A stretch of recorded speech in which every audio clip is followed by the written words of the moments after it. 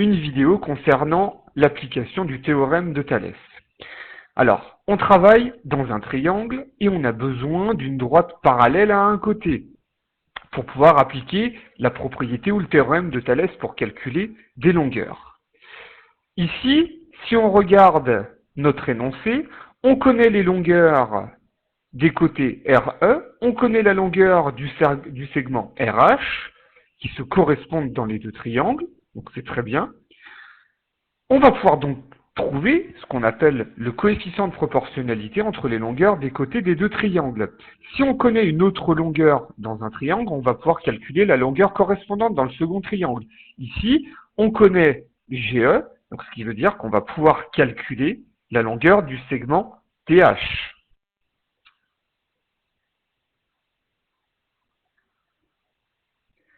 Alors, au niveau de la rédaction, et j'y attache beaucoup d'importance, on va commencer par écrire les hypothèses ou les conditions. On précise dans quel triangle on travaille. Ici, dans le triangle HTR, le point G appartient au segment, d'accord, TR, le point E appartient au segment HR, et on sait que la droite GE est parallèle à la droite TH. On va pouvoir donc appliquer le théorème de Thalès. D'accord? Et on va bien évidemment citer le nom de notre propriété. On va pouvoir, du coup, grâce au théorème de Thalès, écrire nos égalités. On a RG sur RT qui va être égal à, réfléchissez en même temps, RE sur RH qui va être égal à GE sur TH.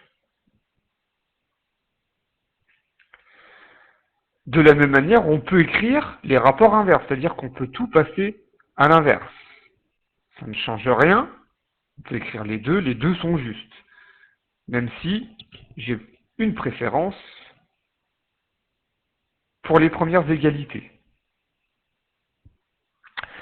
Maintenant, on va pouvoir remplacer par les données qui nous sont fournies par notre énoncé. On a RG sur RT qui est égal à 11/35e, qui est égal à 6,6 sur TH.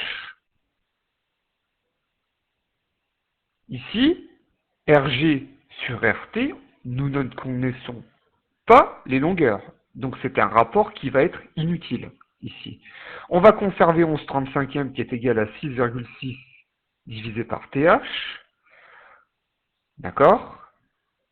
On va pouvoir calculer ici la longueur TH, car comme les deux quotients sont égaux, alors les produits en croix sont égaux. En appliquant, on va faire 35 fois 6,6 qui va être égal à 11 fois TH. Si on continue le raisonnement, n'oubliez pas qu'on veut calculer la longueur TH. On va obtenir TH qui va être égal à 35 fois 6,6 divisé par 11. Et on obtient 21 cm.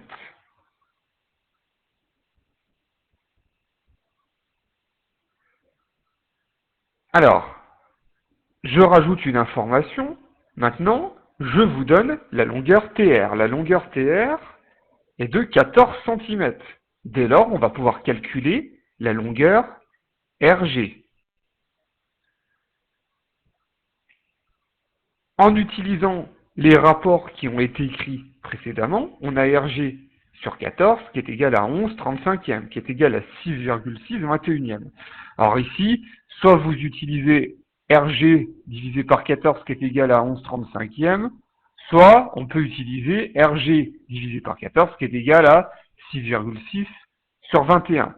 Ça après, on peut choisir entre les deux, vu qu'on a l'ensemble des informations.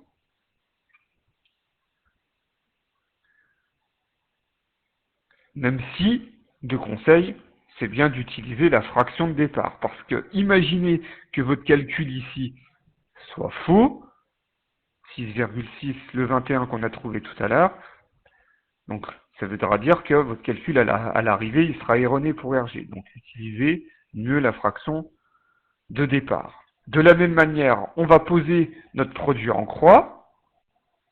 14 fois 11 qui est égal à RG fois 35, et on obtient du coup RG qui est égal à 11 fois 14 divisé par 35, et on obtient 4,4 cm.